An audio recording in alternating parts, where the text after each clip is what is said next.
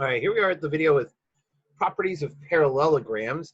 I already have a parallelogram drawn here, and I just want you to know how I got to that. So I just took a straight edge of sorts. This is a little placard thing that I got when I graduated from KU, whatever. No big deal. Department of Mathematics, because I'm a math major. Anyway, so I drew my top and my bottom. I turned it, and I drew it this way. Now, it's important to know that's how I got to this, because we're going to take a look at some of these properties, and it's going to be easier to tell like some of the properties here because of the way this was constructed. All right, so the first thing I want to do with this parallelogram that we have, I'm going to make it a little bit darker here. Let's see if I draw this out. Do this. Make sure that you can see it on the video here, and then. I know, yeah. Cool, watching a video of Mr. Stevens making a parallelogram. Neato burrito.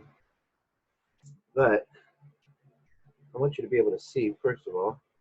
And second of all, let's label this thing. All right, so we have our parallelogram. We have a parallelogram, two sets of parallel sides. So these sides are parallel, meaning they'll never touch. And these sides are parallel, extend forever, they'll never touch. So let's just label this A, B, C, and D, okay? All right, so the first property that we get with a parallelogram, the very first property, since a parallelogram is a quadrilateral, right? So then we could say that all angles add to 360 degrees. And we can prove this, and it's easy. We know that this is true because a parallelogram is a quadrilateral. And we've already shown that quadrilaterals, the angles, right, all four of these angles are going to add up to 360 degrees. We know that because all that happens with all quadrilaterals. Now, this second property, the second property is a little bit more interesting, not as intuitive. So here what we're going to say is we're going to say that consecutive angles are supplementary. Ooh, what does he mean? Consecutive angles are supplementary. All right, so taking a look here. If I were to go around the edge, A, B, C, D, consecutive means one after the other. So angle A and angle B are supplementary, meaning these two angles add up to 180 degrees. Angle B, angle C are supplementary, meaning these two angles add up to 180 degrees. Now, if you think back to the construction of this, if I were to extend this line out here and here, and extend this line here, extend it here and here, what you'll be able to see is these two intersections, right? You've got two parallel lines. These two intersections, angle B right here, this angle right here, and angle C, this angle right here, are called same side interior. Now, same side interior, we've already discussed, we've already proven, same side interior angles. If the two lines are parallel, same side interior angles are supplementary. So we can conclude the reason why consecutive angles are supplementary, the reason why is that we have same side interior angles, okay? So the first one, all angles add up to 360. I prove it because all parallelograms are quadrilaterals, and quadrilaterals, a property of quadrilaterals is that the angles add up to 360. Consecutive angles are supplementary. We can prove that by saying same side interior angles and showing that by extending out these lines and seeing, same side interior, so they must be supplementary.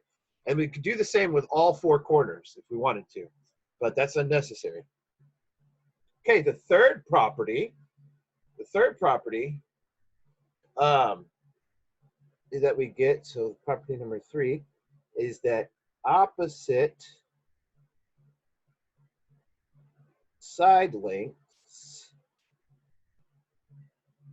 are congruent. In other words, the distance from A to B is the exact same as the distance from D to C. Right? The distance from A to B is the same as D to C. Conversely, the distance from B to C is the same as the distance from A to D. We know this to be true because of the properties of parallel lines. The distance between parallel lines is always the same, right? Because they're never going to intersect, then that means that the distance between these two lines is going to be consistent all the way through. So what we could do is we could say the distance between parallel lines is constant.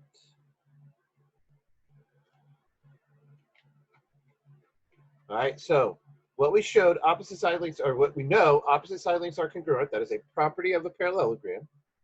All right, we could show that here by saying that side length AB is congruent to side length DC. We could also say that side length AD is congruent to side length BC. Right? So again, just saying the distance from B to C is the same as the distance from A to D. The distance from A to B is the same as the distance from D to C. Okay? All right, now the fourth one requires us to do a little bit of drawing here. So get a straight edge. If you have to pause, that's fine. Grab a straight edge. And what we're going to do is we're going to draw a line connecting the diagonals. I'm going to go ahead and erase that right here. Erase, erase, erase. Okay. So I'm going to draw a line connecting the corners. So that is a diagonal. Oh, if you heard that, crazy. Just got an update. Now we're going to do the other side here. Okay. Well, where they meet, let's call that point. Let's call that A, B, C, D. Let's call it E. Point E. Okay. Here's something really, really cool. So the fourth property is that the diagonals, oh, I guess you can't see that. Gotta make some adjustments. We're learning together. Diagonals meet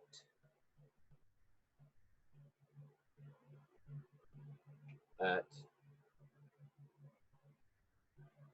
their midpoints. All right, a midpoint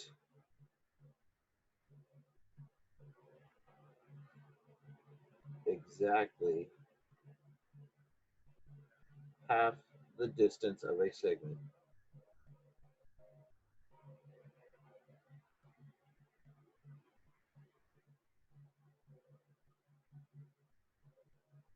Okay, so diagonals meet at their midpoints.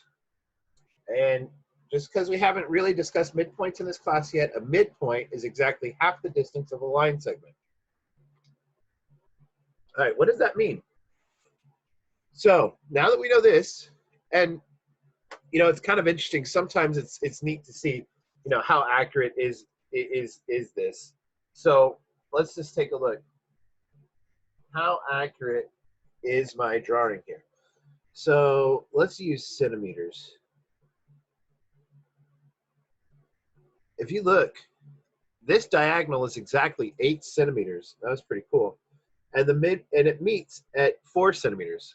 Ha, that's great. All right, this diagonal I expect it to be longer. Oh, I can't even use centimeters. It doesn't even use. All right, so I have to use inches here. So crazy. Let's go with. So 4 and 1, 2, 3, 4, 5.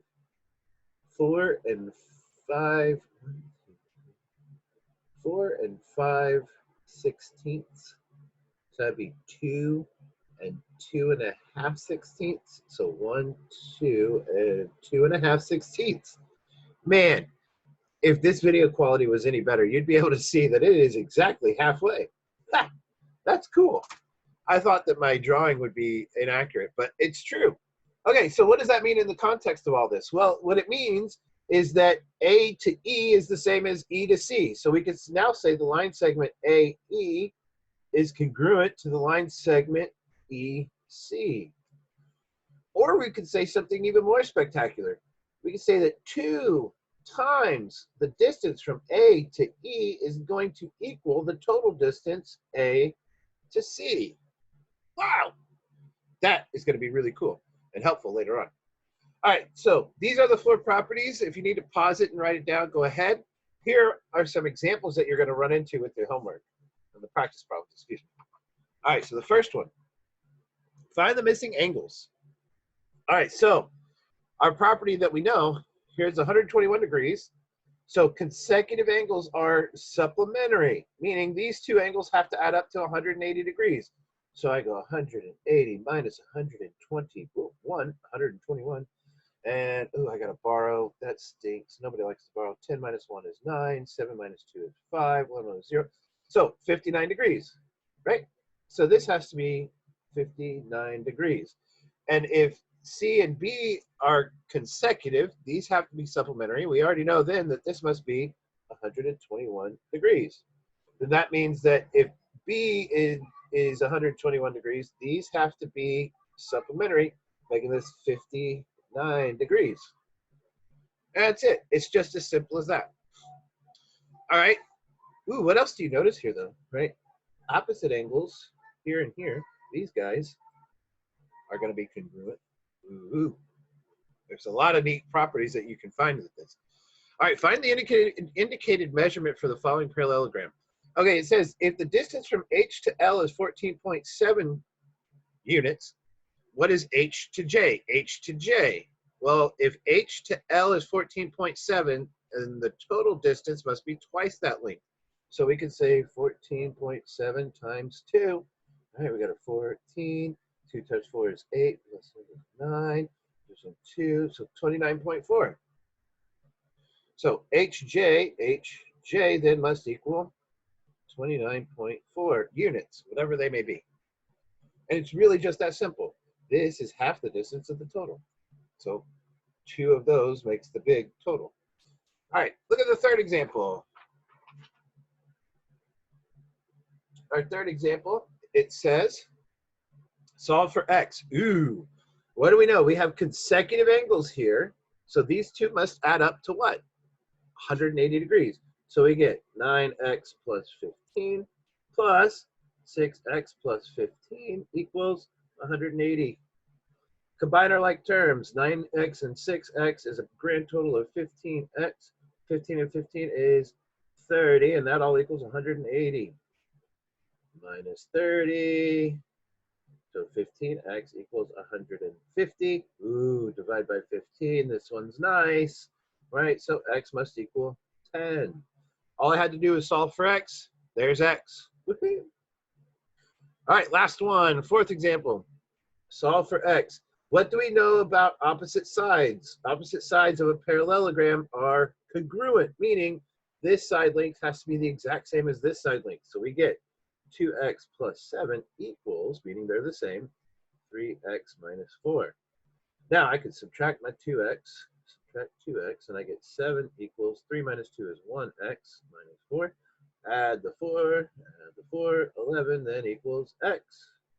Solve for x, I'm done. That's all I needed to do.